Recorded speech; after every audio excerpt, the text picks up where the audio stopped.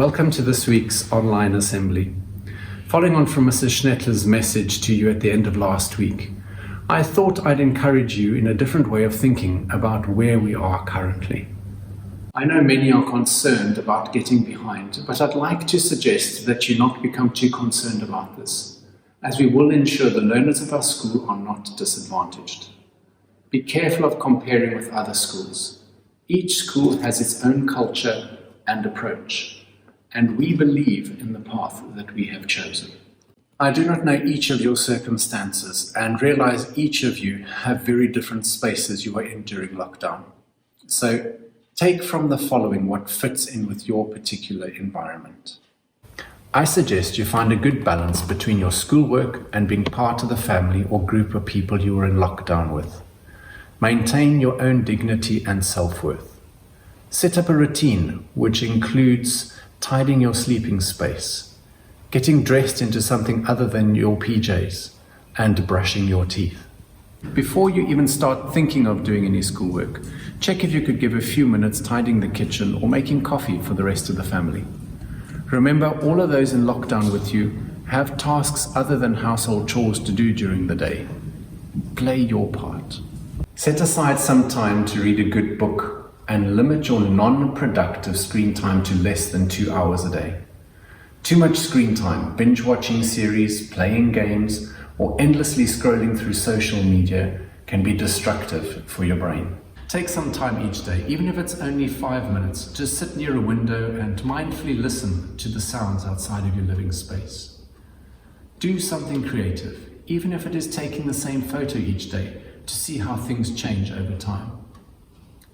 Write new words to old songs, or get out your old coloring books, or a puzzle. When last did you cook a meal for your family, or have someone teach you a new recipe? Have you helped do the laundry this week, even if it was just to help fold the clothes or hang up things to dry?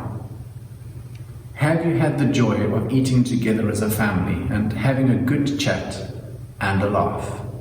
You could even help set up the shopping list to reduce the number of essential shopping trips that are taken, keeping possible exposure to a minimum.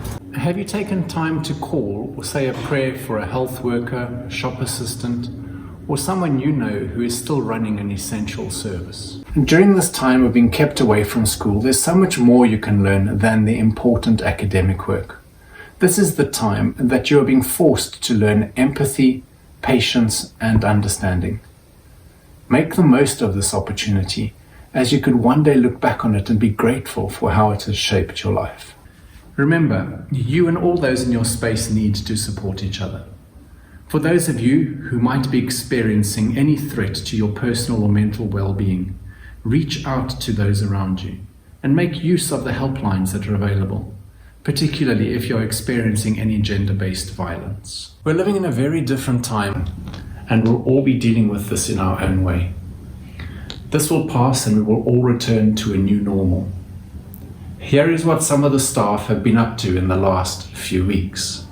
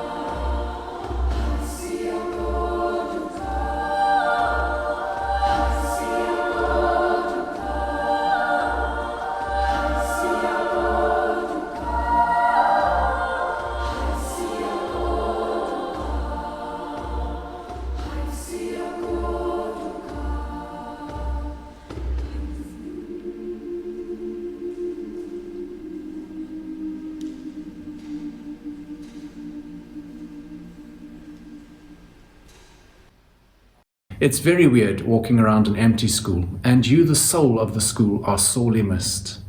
I hope to see you all again very soon.